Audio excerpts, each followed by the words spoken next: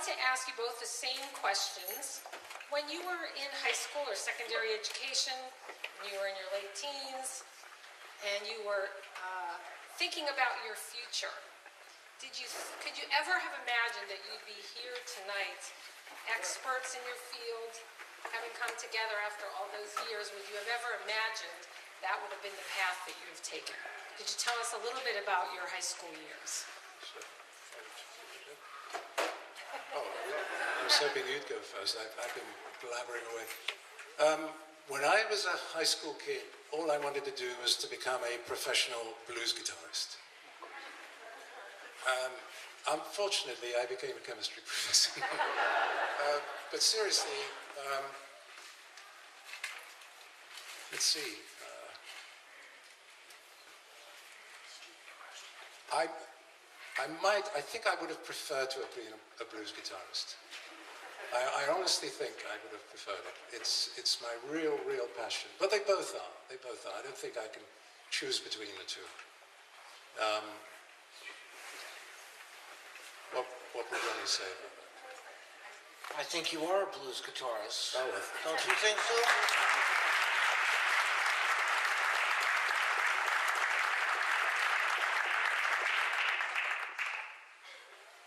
Well, first of all, I'd like to just say, on the comical side of things, a lot of people don't know this about the blues, but the blues originally, a lot of people think it came from southern states, but it came from Townsend, Massachusetts. The blues started right here. That's why I'm here.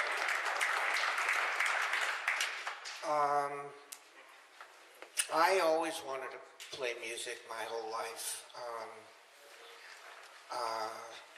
It was just something in me when I was a kid. I saw the Beatles on the Ed Sullivan Show when I was 10 years old, and that did it for me. And but I didn't. My parents. Now this is a hard thing to say, but my parents made me take piano lessons. But sure, some of you can relate. But I didn't want to play the piano. I wanted to play the guitar. So it was not till my second year of college that I really started getting into the guitar.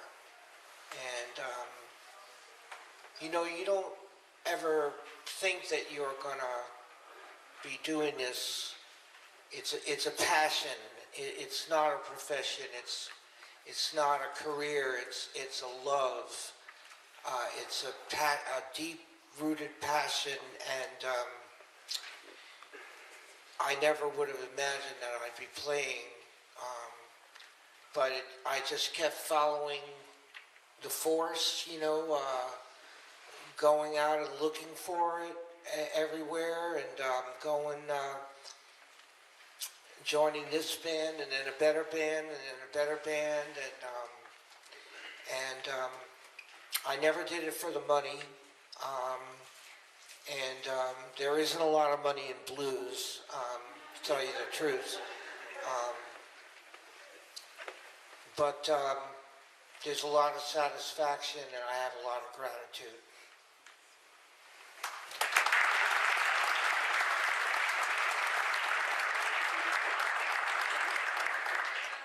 Do you two gentlemen have a common or someone that you look up to, a blues person, a jazz person? You have a mutual love of a certain artist? I think we do.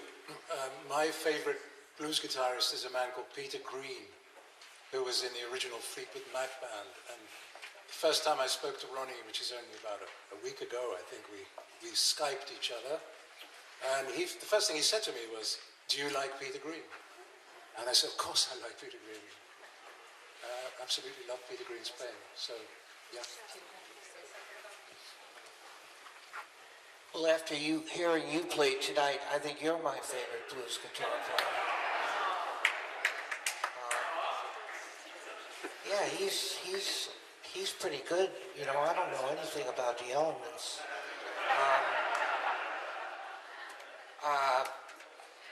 Embarrassed to say, Uh, well, you know, I have a friend, a dear friend, a new friend who's here tonight. She's going to play blues violin for you. She has a new album out. And she was telling me about Fleetwood Mac and Stevie Nicks and the Fleetwood Mac that everybody kind of knows. And I said, did you ever know that they started out as a blues band and that they outsold the Beatles? And the founding member was a Jewish man named Peter Greenbaum. And he wrote Black Magic Woman, which was later a hit for Carlos Santana. Peter Green, they made a lot of great albums before the more commercial American Fleetwood Mac came out. But yeah, I think my favorite blues guitar player is B.B. King and people like Otis Rush and Freddie King and people that I got to see. I was very lucky, and B.B. King is still alive, and he's coming to Lynn. No, I think he's coming to Lynn in April, and I would highly recommend seeing him. He's like 88 years old now, 89. He kind of invented that vibrato where you're shaking the string, and he's a beautiful human being as well. How about some music? I think we need some more music.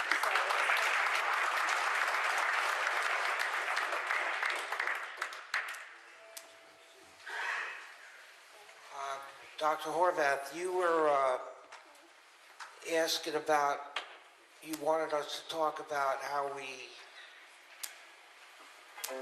changed our careers and professions and staying. Can you come up and ask that question, please?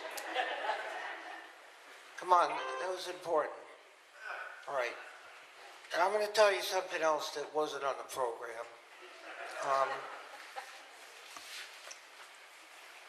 There's a lot of young people here today.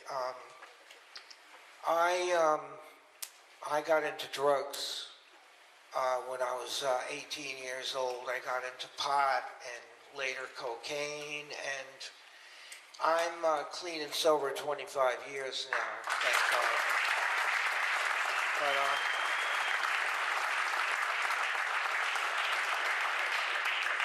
it was a terrible life, and I highly recommend the sober life. It didn't help me with my music at all. It didn't help in any aspect of my life, and it made my life very difficult. And I feel like I'm, playing the best in my life right now. Seeing things very clearly, making better choices. And I just highly recommend it to all of you young people. And I needed to say that. Thank you.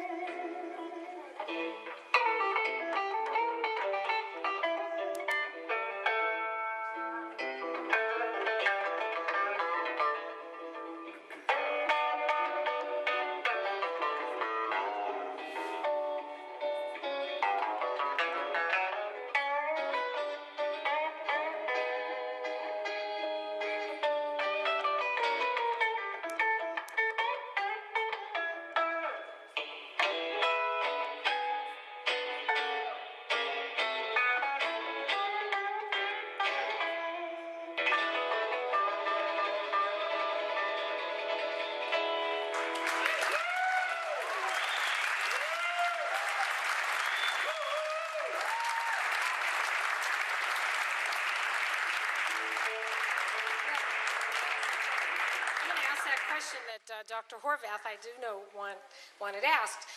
After high school, because we started in high school and we're in a high school, and you went on to college and graduate work, you both have graduate degrees. And I think it might be interesting for the high school students to hear that you didn't just abandon, for example, Ronnie, and go getting a college degree and go on into the music scene, but you also have a college degree. So could you tell them about your education and then your educational journey? Well, I graduated from Boston University with a degree in special education, and I taught in Boston public schools in Government Center, and you're not allowed to leave. Where are you going? School's canceled. All right. I have a life too, you know.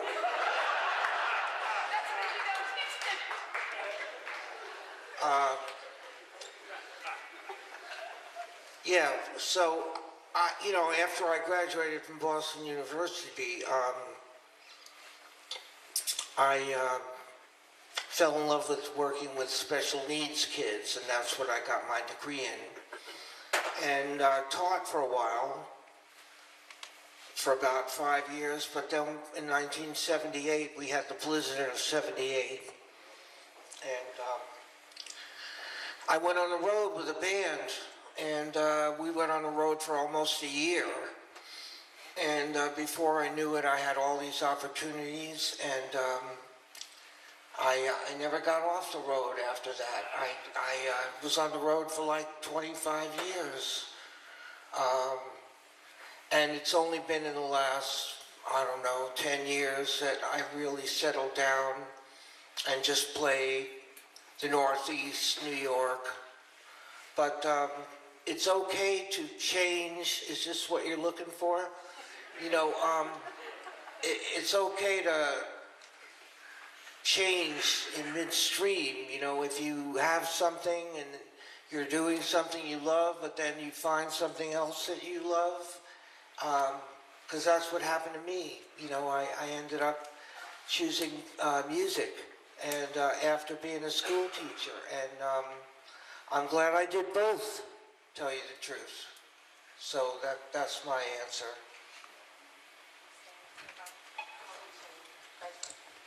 Let's see. Well, I went to London University and did a chemistry degree. Then I went to Cambridge University in England, not the Cambridge here, the other Cambridge. I would say the real Cambridge.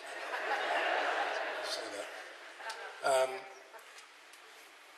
And I started a degree in theoretical chemistry, a PhD, and I lasted a whole year and then realized that wasn't quite my interest.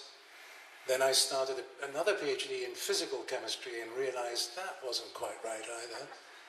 And then I started teaching chemistry in high school in London, and then I started a third PhD, and this time that was it, and it was in history and philosophy of science, related to chemistry.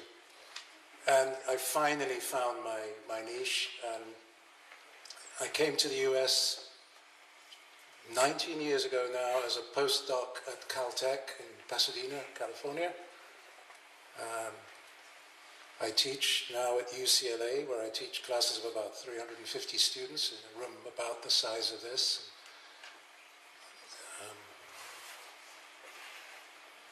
What was the question? Found your passion, and that you both found your passions, but were not afraid to take different paths to get there. So.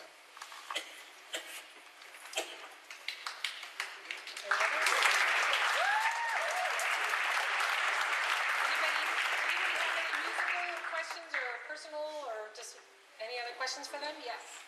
There was something in the article that I found coming here, where you talk about harmonics and very likely pressing on a string and getting multiple sounds out of it. Yeah. I don't know if it's planned, demonstrate that, possible, or if you could speak to it. Sure, yeah. I was hoping you wouldn't ask that question, but it's okay. Somebody had to ask. This is something I do in my chemistry classes at UCLA. It's actually an excuse for me to play to the class, but I try and dress it up in sort of chemical and physics terms. And there is an analogy, which is that if you lightly place your finger on the 12th fret and you do this, let's see, it needs to be turned up, you get a sort of bell-like tone. It's not the same as doing this. And then you do this, and you, okay, these are so-called harmonics. And what you're doing there is you're forcing the string into, you're dividing it up into halves or thirds or quarters. And then there's an analogy here is the way that Schrödinger solved his equation, which is that he solved his equation, which is a second-order differential equation, by applying what are called boundary conditions. And when you apply the boundary conditions in physics, you get quantization of energy, which is something that the Niels Bohr theory only put in an ad hoc way. So it introduced it artificially. So the Schrödinger equation is supposed to do better than Bohr in the sense that quantization emerges naturally. How does it emerge naturally? If you apply boundary conditions, it's like saying the string is bound at both ends. It can only vibrate as one whole, or two halves, or 3/3, or 4/4. That's quantization. It can't vibrate as 1.5 or 2 3/4 or something. So it's a little exotic, but it's a correct analogy, and it does show that there are actually profound analogies between. I think Ronnie wants to place it. No. There are a number of analogies, and that's the one I like to use.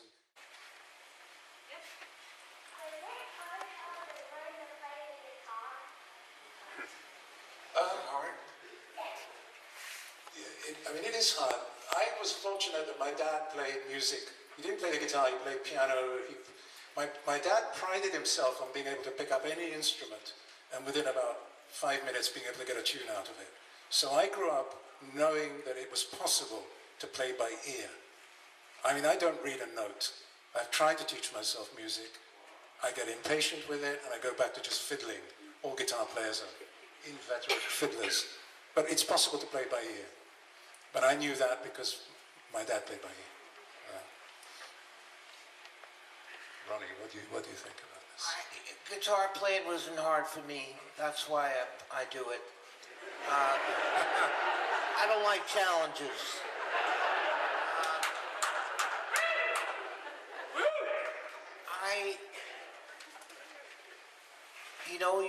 You play and play and play and play. You make it fun. I think music should be fun, all fun. You just play and you go out and play with different people. It's called sitting in with, music is also very much a gift. At least to me, it definitely feels like a gift. And after you've been just playing for a while, because they don't call it working the guitar, they call it playing the guitar, that the gift just takes over and you're closing your eyes and the notes are just coming out. And they're attached to your heartstrings and your soul, and it isn't work. It's a very joyful experience, I find.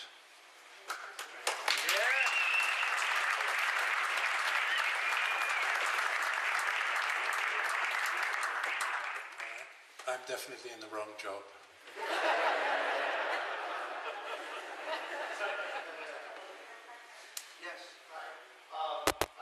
Wanted to ask a British person this, and since you also happen to be a blues musician, I think you're particularly well qualified. America is, of course, the homeland of the blues, but it seems like from an American perspective, the post-war British generation really embraced the blues as almost like a religion. You hear people like Eric Clapton and Eric Burden and Keith Richards talk about the blues, and you've already used that terminology tonight, passion or almost a religious feeling. And I'm not saying we didn't have great love for the blues in this country. We certainly do, and Ronnie's a good example of an American who passionately loves the blues. But why, in your view, among your native countrymen of that generation, was there this incredible love for the blues that seemed to be, like I say, almost religious? Right.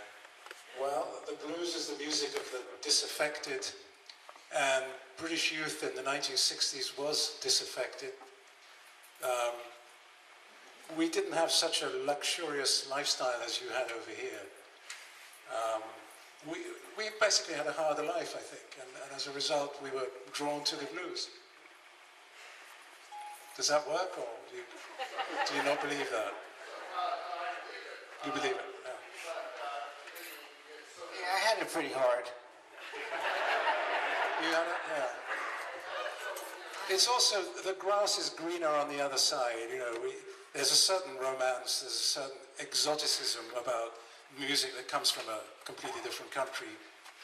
Maybe that contributed. Then you would have to get into racial politics, and the reason why white kids were not listening to blues was because blues is essentially black music. And it had to come in through the back door, as it were, through Britain. That also contributes to it. Britain abolished slavery well before the US, and I'm wrong now. I think maybe that also contributes to that question. Very complicated question. It's something of a historical accident that the kids in Britain picked up on the blues and just ran with it and reintroduced it to people in the US for whom it was just a neglected form of music and wasn't cool and hip to be playing or listening to the blues. And all of a sudden here, these kids in London and Britain are making it cool. What do you think? Well, is this, yeah. That's a bit, that's a tricky thing.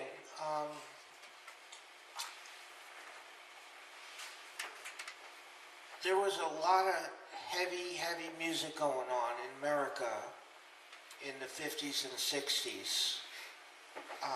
Little Richard, Chuck Berry, the beginning of rock and roll. They're the inventors of rock and roll. And B.B. King was around, Muddy Waters was around, but they played mostly in the black clubs. And we are guilty as Americans of kind of ignoring our own. And it's still kind of like that. The most famous guitar player is probably Eric Clapton, and he's British, but that music came from here. It's homegrown American music, and I think you have a very good point in the romanticism of we love what isn't ours, and they love American music. A lot of the blues musicians back in Chicago in the 50s and 60s had to go over to Europe to be treated decently, because in Chicago and Memphis and they were playing in little dives. We didn't know what we had here, and in a lot of ways we still don't. Does that answer your question?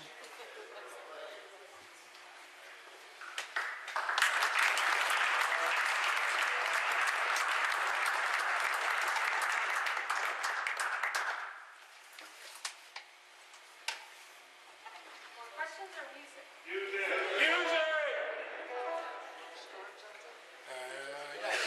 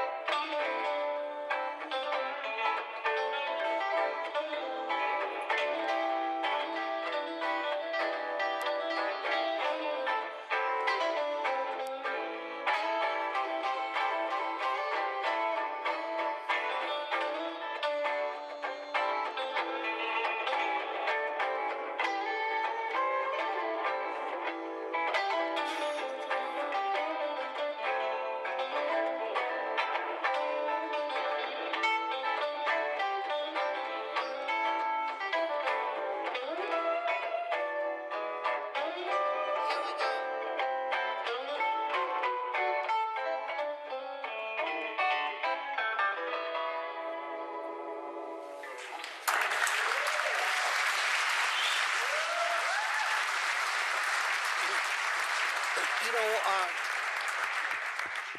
hello? Hello? Uh, One more thing about that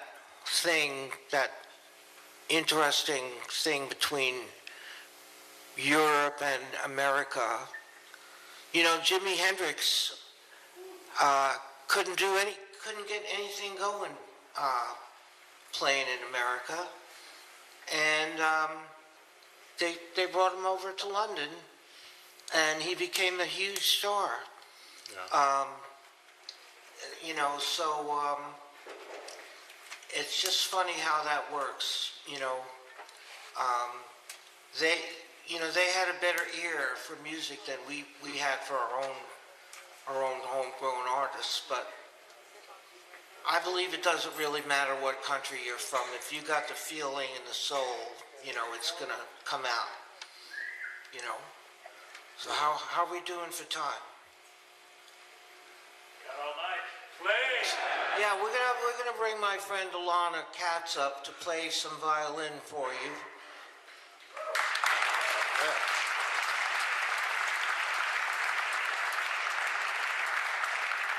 Actually, if I could just add a comment to what Ronnie just said. Interestingly, it's still going on. There's a fantastic blues guitarist called Joe Bonamassa. And he hadn't really made it over here until he went over to England. And in England, he's been playing the Albert Hall and all kinds of big venues. And he's been on public television recently, saying himself that it's as a result of the exposure he's had in England that he's now becoming more recognized here and playing bigger and better gigs than he ever did. Still going on. I went to England, nothing happened.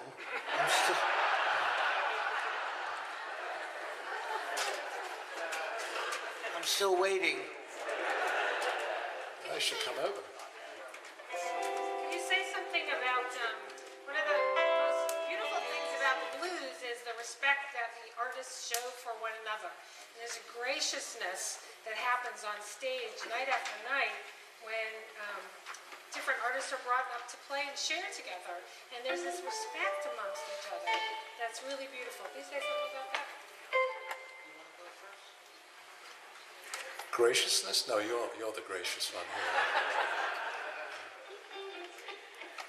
Well, I'd still think it's amazing that two musicians or three musicians who've never played before can just play. And the language of the blues is so simple that it allows that. It's just three chords. And because it's only three chords, it just frees a person to go all over the place. You know, I like to say that in other forms of music, you may have 10 chords, and because of that, you have to negotiate 10 chords. And so you have to think your way through it. This is the perfect music for people who don't like to think when they're playing. You just play from, I mean that seriously, you just play from here, or somewhere around here. It's the least intellectual music there is. That's why I do it.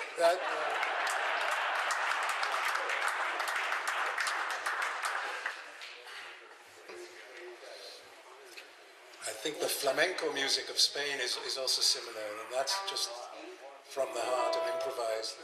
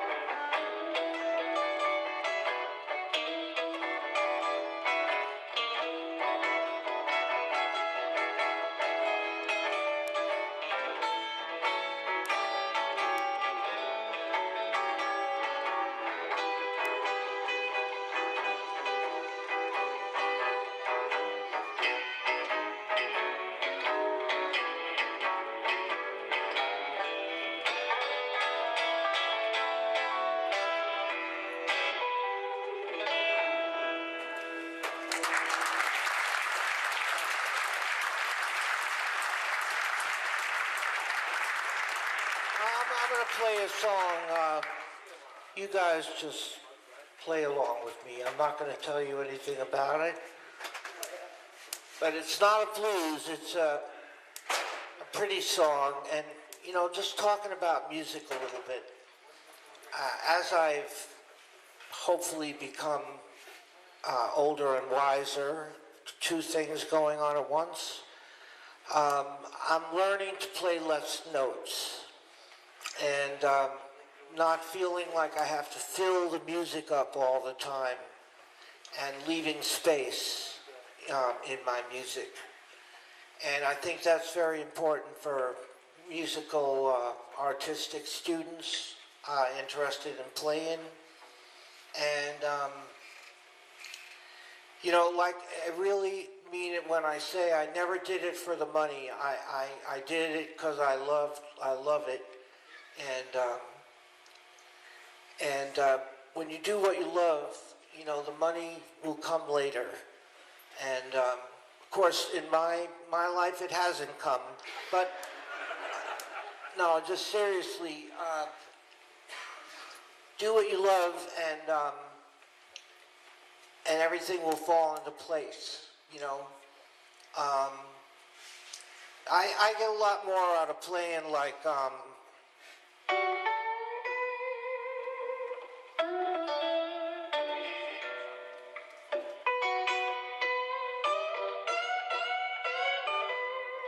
just leaving, you know, space in my playing. It's like having a conversation. And so I think this is an A, but I'll just play it. And if you feel like laying out, that's okay too. This is called "Beautiful Child," and it's just a really pretty song. I do play things that are not blues. I play some jazz and some rhythm and blues, but they're just labels. It's all music. And the cool thing that you talked about with the blues and 3 chords is, yes, it's only 3 chords, but the creativity comes in every time the chords go around. It's like a river. You have to create a new phrasing, new conversations around the chords as they come by. I look at blues as like a river, and it keeps coming around to the beginning again. But you want to try to create around the simplicity of those 3 chords. So,